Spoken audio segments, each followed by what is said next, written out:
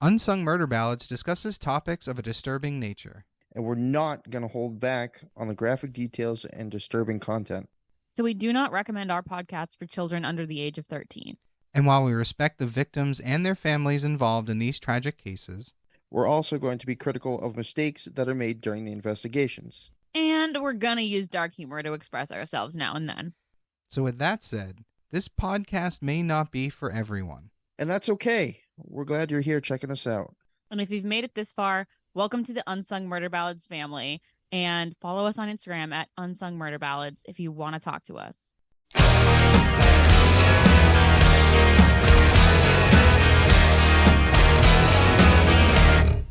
Hey everybody, welcome back to Unsung Murder Ballads. This is episode 89. I am Janice Dead. I'm Jameson Dead. Alrighty, tonight we got something special for you guys again. Jameson's going to hit us with an episode. I definitely am. Hopefully you guys enjoy when I present and switches it up a little bit. Gives Janice a little bit of a rest here. No, but it's good. We're working on more stuff from all of us, but Joyous is so busy she doesn't have time to do a lot of research, so it ends up just being the two of us presenting for a lot. But she jumps in when she can. So that's okay. She has such good reactions and such genuine emotion to it all. Yeah, that makes it so much better. I agree. But so tonight's just us, so go ahead and take it away, sir. All right. So we're going to start with our little teaser here. All right. Imagine this. Your roommate is away on a trip to Mexico. You have the place to yourself. There's a knock at the door from your roommate's friend asking, "Have you seen him?" "He's in Mexico," you say. To which one of the friends says, "He's supposed to be in Mexico with me, and here I am." That's fucked up. Right? Yeah, that red flags right away. Yeah, that's like, first off, what kind of roommate doesn't realize that he didn't leave on a trip without his people? But okay, go ahead. Right, exactly, yeah. You look over at the closed door to his bedroom, which is locked. Uh-oh. When you finally get the bedroom door open, there's a pool of blood, and what you find in the bathroom is even worse. I'm gonna guess it's not leftover food. Not so much. I mean, unless, you got a weird appetite for some weird stuff. A cannibal, I'm gonna... So this is the crazy case of an ex-girlfriend and the worst case scenario of a breakup. Oh, boy. Crazy girlfriends. Gotta love it. Oh, yeah. Yeah. Oh, my God. Going over this case, I couldn't believe the insanity. It makes me think of that. Did you ever see that Uma Thurman movie, My Super Crazy Ex-Girlfriend? Yes, yeah. That one was so funny. That's what this sort of makes me think of. So I'm going to imagine the ex-girlfriend is a superhero. Okay, that's probably better to imagine than what actually happens here. All right, well, hit us with it. Travis Alexander was born on July 28th, 1977 in Riverside, California, to Gary David Alexander and Pamela Elizabeth Morgan Alexander. Okay, I've been to Riverside. It's a suburb of San Diego. It's kind of nice. Okay, all right. I can't say I've been there, but I'll take your word for it. Travis would later write about how difficult childhood was in a blog he posted, and in it he described his younger years. Part of that involved growing up with parents who were addicted to drugs at the time. Oh, fun. Oh yeah, always a recipe for disaster. Yeah, I mean, I know we shouldn't go off on too many tangents. I hate living in a city because when I drive down the street now and there are people standing on the corners begging for money, I don't mind the panhandling, but when they're standing there like zombies, not even able to stay upright because they're so high on whatever they're on, that's frustrating. Like, I'm obviously not going to give you money if you can't even focus and stay like upright. Right, because you're not putting it towards anything productive. Yeah, it's just so bad. Yeah, no, it's not okay. No. So it was a very tough life for him and his brothers. They had a really tough time living with their mother, especially. Okay. Travis's brother had said that instant noodles were the main source of nutrition in the household. Yeah, I used to love ramen, but we can't have that every day. Well, yeah, I mean, every once in a while, sure, but if that's what you're relying on to sustain yourself, that's dangerous. No, agreed. It's not good for you. At the age of 8, And after his father's death in 1997, Travis's grandmother stepped in and took the siblings in and started feeding them and clothing them. Well, that's good. Yeah, at least somebody gave a shit. Travis's grandmother also got the kids into church. That's I'm not good. guessing, I'm kidding. I'm kidding. yeah, depending on how you look at it. I mean, apparently this is, how she thought she was going to save them. No, and I get it. And I'm like, the one good thing about the church is they do teach a good, example of right and wrong. I don't mean to shit on the church. I was just kidding when I said that. So yeah, that there is a good foundation there. Well, apparently it did some good because Travis said that before getting involved in the church, he would frequently get into fights. And I guess that simmered down after he got into the church. So I guess it did a little bit of good. Okay, that is good. As an adult, Travis would perform stand-up under the alter ego of Eddie Snell. Okay, it's a Uh, weird name. yeah, Snell? Like, yeah, sure. Snell. Not quite sure why Okay. we're going with an alias here, but sure, why No, not? but you know what? We use aliases on this. True, Yeah. but we don't have anything to hide, or at least not Do we? that's gonna go well. Not that's gonna get us into legal trouble, I don't think, Don't we? Janice. Anyway, yeah. I can see using a stage name. You don't want to have your personal information out there if you can avoid it. Travis was a salesman and motivational speaker for prepaid legal services. Weird. Okay. And he does stand up comedy. That's such a weird Uh, combo. uh, he's just, I saw it as grasping at straws, basically. No, you know what, though? I had a friend who he's a teacher and decided to take a stint at trying out stand up comedy. And he had a couple good jokes, but, it is what it is. Yeah, you got to have a lot of determination and just be a special kind of person to be able to succeed at that Yeah, you have to be quick on your feet and funny. So, consistently. right. All right, now, Jodi Arias was born July 9th, 1980, in Salinas, California, to William and Sandra Arias. Okay. So we've entered the girlfriend. Yes. She was an aspiring photographer and worked odd jobs until she got a sales job at the prepaid legal services. Okay. All right. So they're meeting. She was looking for opportunities in the company, and that's when she met Travis in September of 2006 at a work conference in Las Vegas, Nevada. I don't know that I would trust to like if I met someone while I was in Vegas for any reason, I'd be like, this isn't going to go anywhere. Like, why would you Right. trust that?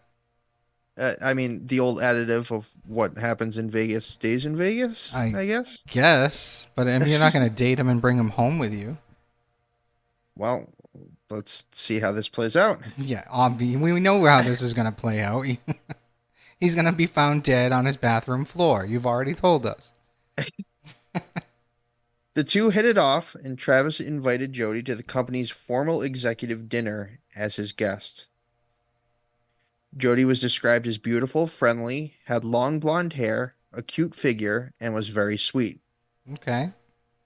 Jodi and Travis talked the entire time at dinner, and the next morning, Travis told his friend that he found the woman that he wanted to marry. Well, there's nothing weird about that. That escalated quickly. Yes, it did. Once Travis and Jodi started seeing more of each other, they traveled to popular destinations in the Southwest, Jodi documenting these things on social media. Of course. Yep. There was, however, trouble in the blossoming romance. Well, again, it wouldn't be here if there wasn't going to be a hiccup somewhere. Right, exactly. Yep. Travis was deeply involved with his faith, and Jodi was not Mormon. Okay. So he's a Mormon. How did I miss that part? I don't know if I said it. If I didn't, I apologize. No, it's all good. It's all good. Mormons are different. We'll give them that. The two were secretly having premarital sex, Oh, which no. breaks one of the biggest tenets of the Mormon faith. Yep, I believe it. That's why they get married so quickly. Being true to his religion was very important to Travis, and he felt extreme guilt about the relationship that they were having, and it weighed on him heavily. Okay. Soon after Travis and Jodi met, Travis had brought missionaries to her home. He talked about the Book of Mormon with her and even quoted scripture to her. That would make me run. Yeah, I don't want you to shove your religion down my throat. That's one of the biggest pet peeves I have. You know, it's funny. So years ago, I met a girl. I think I was at a restaurant, and I don't normally ask a waitress out because I think it's not cool. She's working, but I had Right. asked her out, and she gave me her number, and I called her like the next day or 2 days later, whatever it was, and we were talking, and during the conversation, she told me she was only 20, and I myself, I think, at that point was 28. And I had jokingly said, well, when she asked me how old I was, I said, well, this will probably be a deal breaker for you. I'm 28. And she started laughing and she said, well, I have something that's probably a deal breaker for you. And I was like, okay, what's that? And she goes, I'm a Mormon. So needless to say, we didn't date. Yeah, okay, yeah. So, within months of their meeting, Jodi was baptized by Travis Oh my on God. on November 26, 2006 in a ceremony in Southern California. So So, she's as yeah, crazy as he is.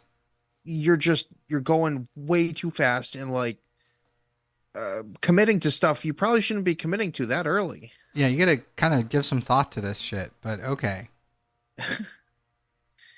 Travis and Jodi began dating in February 2007, so they weren't even officially together until then. Or they didn't tell their parents and family and friends they were officially together because she wasn't part of the faith.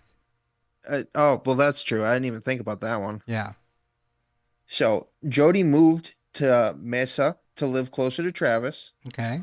but in April 2008, she ended up moving to Eureka, California to live closer to her grandparents. Travis and Jodi dated for a year and a half, often in long distance, both of them traveling to their respective homes between Arizona and California, which I don't know if I could do that. You know, you don't, I don't know how to explain it. When I was in the military, it was really hard to date someone because you were traveling, you were going from place to place, you had no choice. But if you're really into somebody, you'll make it work, supposedly. Yeah, okay. All right. Yeah, exactly. I can. don't know. It's hard, regardless. So Travis still struggled with the guilt of him and Jodi having premarital sex. I'm sure he struggled so hard. Yeah, right. I It shouldn't didn't blast stop. him. I know, I shouldn't blast him. He's most likely the victim, only because you said crazy ex-girlfriend or crazy girlfriend.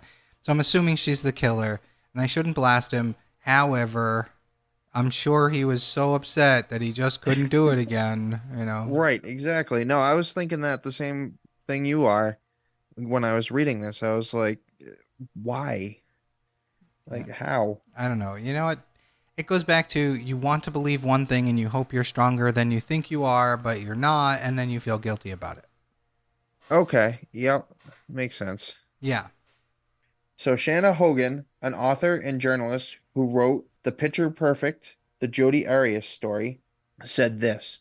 They're both sinning in the eyes of the church. Travis wanted a virgin, a pure Mormon girl, and having sex with him, Jodi eliminated herself as being marriage potential for Travis. Yeah, that's fucked up. That's It's like a fucked up and hypocrite 101. it's not right. I mean, it's insane Yeah. in my opinion. Yeah, And that's like saying I want to drink my coffee, but because I took a sip out of it, there's someone's saliva in this coffee, so now I can't drink it, even though it's your own fucking saliva. right. I Yeah, mean, if you're the one having a relationship, if you're the one having sex with someone you love, that shouldn't eliminate them as your life partner. exactly. Exactly. Ridiculous. Early on, Travis's friends began noticing odd behavior from Jodi, particularly her infatuation with him. Yeah, I can see her falling hard for some reason. She becomes a level 6 clinger, like real Okay. bad. All right. Another one of Travis's friends called her possessive. Yeah. As Travis's friends got to know her, her odd behavior grew increasingly awful, and Travis's friends were definitely creeped out about Jodi's behavior. I can see that. She would follow him to the bathroom Like a and dog. stand, yeah, like a dog, and stand outside and just wait for him. That's really Like, fucking weird. that's like a 4-year-old behavior. No offense, but I don't want to be anywhere near the bathroom if someone's doing like a number two and standing Right? there. They're just nope, nope, nope, nope. She would also eavesdrop on his conversations. Yeah, I can see that. Jodi went through Travis's cell phone on multiple occasions, as well as his email and social media accounts. So she's stepping her game up and just being super possessive. But you know what? I'm going to say this, right? She turned to his religion to be with him because that's what he wanted. So in a way, this is, I mean, if she had said this ahead of time, like, hey, this is what you have to do for me, then I could sort of understand it. In a way, but I mean, I don't know. They're both Wouldn't you they're both have full of some red level of flags. trust? But they're both full of red flags. That's Yeah. all I'm saying. Yeah, the toxicity is insane. Yeah. Jodi went as far as to forward emails between Travis and other women to herself. Oh, yeah. Oh, it's wonderful. Travis's friends, Chris and Lovinger Hughes, both talked to Travis about their concerns, sitting him down and saying that they both thought that she was dangerous. When someone has to have an intervention with you about your girlfriend, that's a big, big problem. Yeah, exactly. Travis shrugged off their concerns and said that he thought Jodi was a good person and that she was sweet and he really liked her. Okay. We all know where this is going, so... Denial. It's a horrible thing. Yeah, his spidey senses were definitely not tingling. Nope. Oh, God. So, Lovinger said that all of a sudden, he got this cold feeling all over him, and he knew that she was outside the door. He mouthed and pointed at the door and said she's out there. Okay. Travis didn't believe that, but when he opened the door, suddenly, Jodi was standing on the other side with a very evil look on her face. I believe it. So after 5 months together, Travis and Jodi broke up. Mm-hmm. Weeks later, though, she moved to Mesa, where Travis was living. Wow. Yep. Oh, it's getting weird now. Travis's friend said Jodi would just show up at his house unannounced and let herself in through the garage door because she knew the code. I'm going to guess that his friends aren't aware of the fact that he's sleeping with her, and that's why she has the code. Well, even without the code, she would find a way in because she even snuck through the doggy door to get into the house. Okay, so she's a small woman. Sometimes Travis would be angry, and other times he would just jump in bed and have sex with her. Of course he would. Why wouldn't you? During all of this, Travis began dating another woman named Lisa. Oh, man, I got to feel bad for Lisa. Right? I know.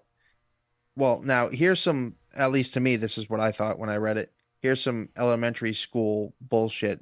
Jodi would try to scare Lisa by knocking on her door and windows and then running away. What? It was like ding dong ditch. Like, what is wrong with people? Travis's friends say that his tires were slashed on 2 occasions Mm-hmm. while he was dating Lisa, and they believe that on both occasions it was Jodi's fault. Yeah, I have no doubt. Of course, when confronted by Travis, Jodi denied it. I almost wish, there's a part of me that wishes that he was setting her up, that this was all bullshit and he was actually doing it all, and it's her body that's going to be found, and he's going to try to say it was self-defense. There's a part of me that sort of hopes for this, but I know it's not going to happen. So by April 2008, after living in Mesa for about 8 months, Jodi returned to Eureka, California. Okay. Travis was excited about this and said, "I'm getting my life back. This is a whole new start. She is gone." Okay. Despite this change, and unbeknownst to friends, Jodi and Travis continued to communicate via phone and text, and even engaged in phone sex. Of course, because he's a guy, and that's how guys are. Travis's brother, Steven, said that Jodi was his brother's kryptonite. Yeah, you got that right. Yeah, no kidding. In May 2008, through reasons that were unclear, text messages revealed that the two were in the middle of a huge fight. At one point, Travis wrote, "You don't know what horror you have caused me." Wow. "It really wasn't my intention to harm you," she responded, which I thought is complete bullshit. Well, she's either tormenting him like emotionally, or maybe she actually physically hurt him. I don't know, but I felt like that wasn't genuine. I feel like she was just going through the motions. No, I think any abuser will tell you they didn't mean to do whatever they did. Yeah, We see okay. it. We I see get it 100 yeah. times. Yep. So it wasn't my intention to harm you means, yeah, I really fucked you up. I'm sorry. I didn't mean it, but I'm probably going to do it again. Yeah, exactly. In early June 2008, Travis had plans to attend a company retreat in Cancun, Mexico, with a Mormon woman he was pursuing named Mimi. I just want to say that for a guy who can't keep his vows, going on a trip to Cancun with another Mormon, nope. Open. That's a recipe for disaster. Right, this whole situation is.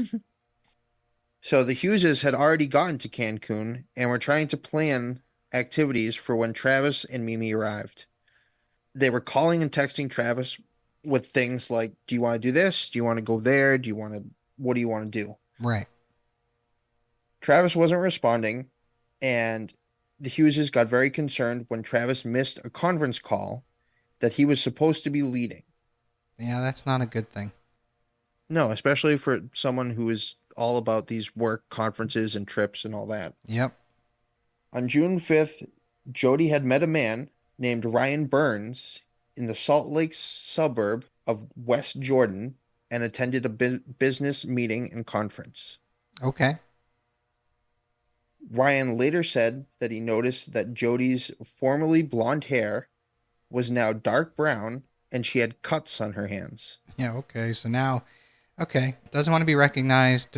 Not defensive wounds, but wounds from either his defensive attempts or the knife slipped or something. Yeah, she's done. On June 6th, Jodi left Salt Lake City and drove towards California.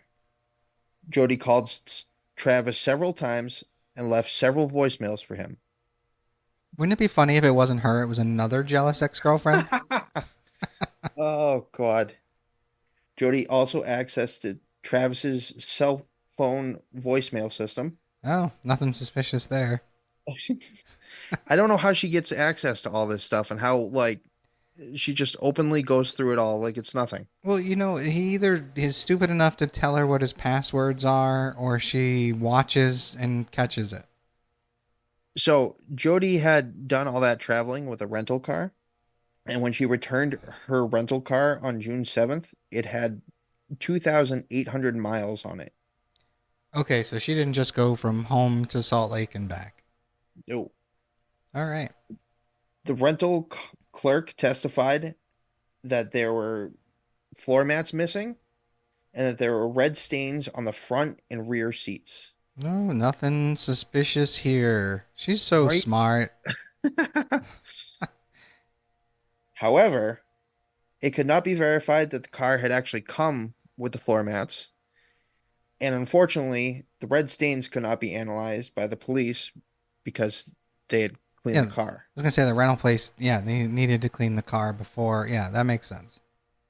Which sucks because, we run into that all the time in these cases where, the vital evidence just gets washed away. Right, but normally it's through like negligence. Like the police had the car, they pulled her over in the car, and they washed it. Where this one, they didn't even know about the car until after it was washed. True. By June 9th, it had been 5 days since Travis's friends had heard from him. Mimi and two others headed to Travis's home. A friend gave them the garage code, and when they got there, they found one of Travis's roommates, Zach Billings. They asked him, Okay, no, this is the bad roommate. Okay. yes, yep. They asked him if he had seen or heard from Travis, and Zach responds by saying, "No, he's in Mexico." Mimi responds by saying, "He's not in Mexico. I'm supposed to go to Mexico with him tomorrow. Zach opened the door to Travis's room and entered to find a puddle of blood on the carpet. Terrifying. He continued down the hallway to the bathroom where he discovered Travis's body crumpled up in the shower. That's a sucky place to die. Yeah, no kidding. Have you ever fallen in the shower? Thankfully, no, I have not. I did it once, and when you're laying there on your back for the, lifetime it feels to scramble to get back up, it's quite alarming. You're like, "Oh my God," because all that water is raining down on you and you're struggling to Right. get to a regular position. I think I'm just wondering if it would be worse to fall in like a modern day shower where it's a stand up thing, or in one of those old porcelain bathtubs. Oh God. Yeah, Oh, that would be worse. I think the bathtub. yeah. Oh, I go with the old school one. That'd be much worse. Yeah. The friends called 911, and when they called 911, the dispatcher asked if anyone was mad enough at Travis to hurt him. And of course, everybody says Jody's name. Correct. Yeah. Why wouldn't Travis's you? friend, they mentioned Jodi by name as a possible suspect. The first thing the first responders thought when they came upon the scene was a major argument had gone on in there. Oh yeah, that makes sense. She was probably angry. Yep. They thought the attack was deeply personal and that Travis knew his attacker. Mm-hmm. Authorities later determined that Travis had been dead for days. That's crazy. Travis was murdered at his house in Mesa, Arizona on Wednesday, June 4th, 2008. Travis sustained 27 stab wounds, a slit throat, and a gunshot wound to the head. Wow. Overkill much? Just a little bit. Police found a bloody palm print on the outside of Travis's bedroom, long brown hairs on the floor and walls of the bathroom that only Travis used, and a camera in the home's washing machine. Okay. Wash it and hope it destroys the data? Wow. Medical examiner Kevin Horn would later testify that Travis's jugular vein, common carotid artery, and trachea had been slashed, and he had defensive wounds on his hands. Mm-hmm. So, way, way, way overkill. Like, Yeah. oh my God. Yeah, she was pissed. Just a little bit. It's not like the other one we did, Shanna Huber's, where she shot her boyfriend. You know what I mean? And Yes, then she was acting weird at the police station. This is not that. Like, this person was fucking pissed. Yeah, they're like, nope, you're gonna suffer. Kevin Horn also testified that Travis may have been dead at the time of the gunshot. Okay. So the gunshot just seemed like, the cherry of, okay, he's actually dead. Mm-hmm. Travis's death was ruled a homicide, which no duh. Right. He was buried at Riverside's Olive Wood Memorial Park Cemetery, and within hours of Travis's body being found, Jodi called the police to ask about the case. That's interesting. You'd think, like, she'd have been better off calling to say, I can't reach my ex-boyfriend. Right, exactly. Can you do a welfare check? You know what I mean? But instead, she's an idiot. No, she totally is. She's just throwing up more red flags. Yeah. And of course, Jodi denied being in Arizona at the time of Travis's slaying. I mean, I guess you kind of have to, right? Well, yeah, I mean, what are you going to say? Yep, I was there. When Jodi went to Arizona for Travis's memorial service, she agreed to be fingerprinted by police. Okay.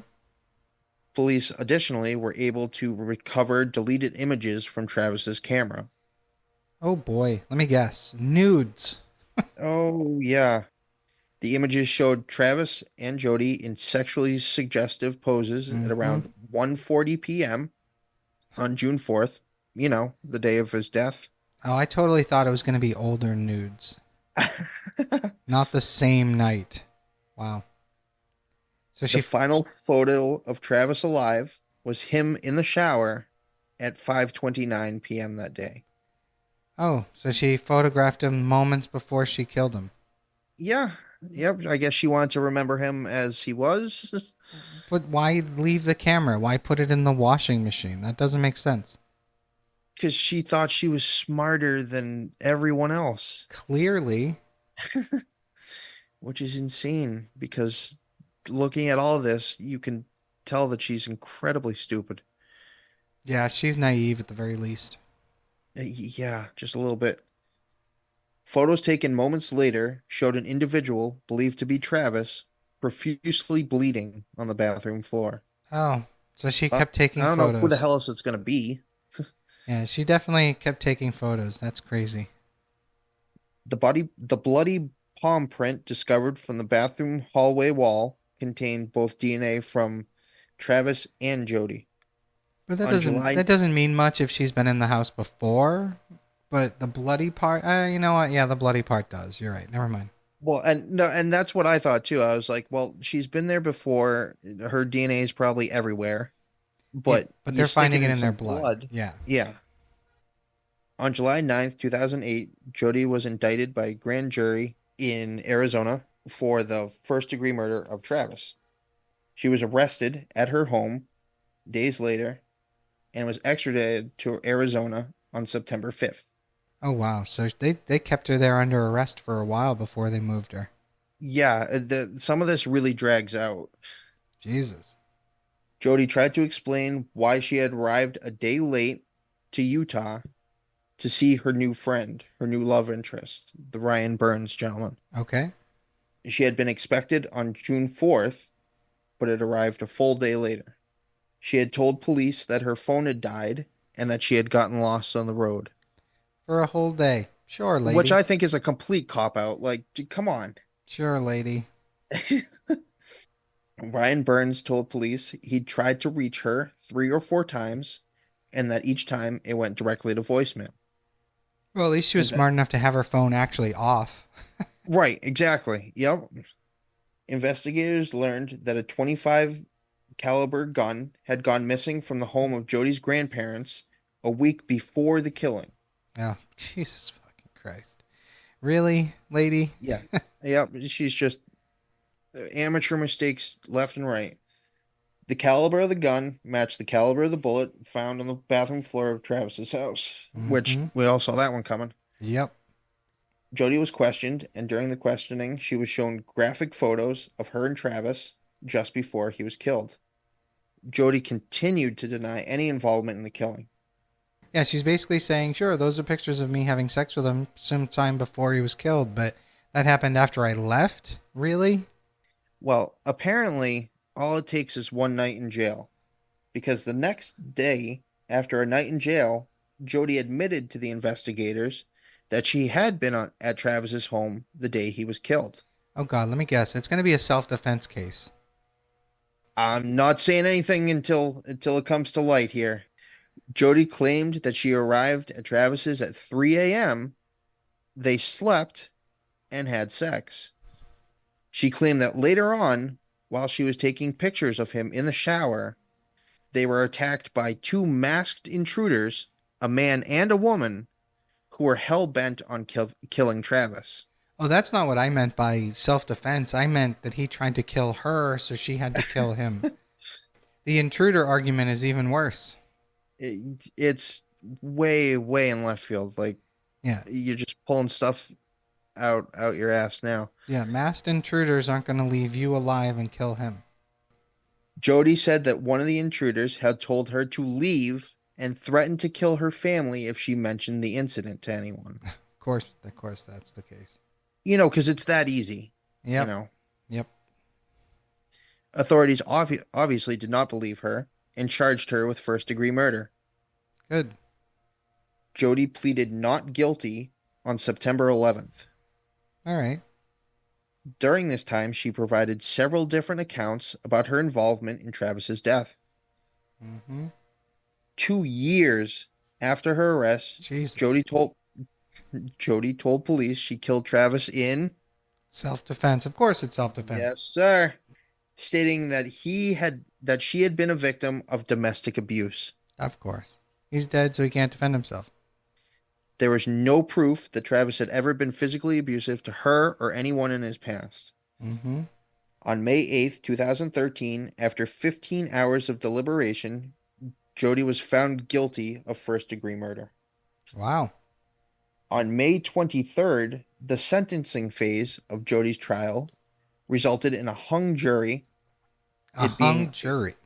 Yes. There was 8-4 in favor of the death penalty. Oh, okay. So she's found guilty. They're just trying to the sentencing phase. Yeah, it's just the Gotcha. sentencing phase. It's Gotcha, strictly gotcha. just the sentencing phase. Okay. I can see where they'd be hesitant to kill her. On October 21st, 2014, Jodi's sentencing retrial began, and each side gave their arguments until jury deliberation began on February 12th, 2015. So once again, we're dragging this out big time. Yeah, this has gone on a long time. March 2nd, 2015, the jury informed Judge Stevens that they were deadlocked. Wow, another hung jury. So, but just give her life in prison without the chance for parole then. Why take up any more time and money? Right, exactly. I don't get it, but Jodi's attorneys requested a mistrial, which was denied, and the jurors were ordered to resume deliberations. On March 5th, 2015, Judge Stevens declared a mistrial because the jurors, after deliberating for 26 hours over 5 days, they were deadlocked 11-1. Yeah, so one person was against the death penalty and they're fucked. Yep. Which is crazy that it takes just that one to hold up that entire thing. But that's how it works here. Oh my God. Well, it wasn't smooth sailing for that one juror. The rest of the jury tried to get that juror dismissed, saying that the juror was biased. I mean, he or she is probably against the death penalty. Yeah. I would hope so if you're doing 11-1 and everybody else is in favor of it. Right. The holdout juror received threats and their personal info was leaked online. Wow. So the people coming after that person.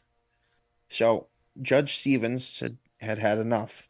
On April 13th, he sentenced Jodi to life in prison without the possibility of parole. Right. Something he should have done months before, but okay. And that is the case of Jodi Arias. Wow. Okay. So she's psycho. Just a little bit. I have to say, I don't, after hearing that case, I don't think I'm ever going to date ever again. Fuck that.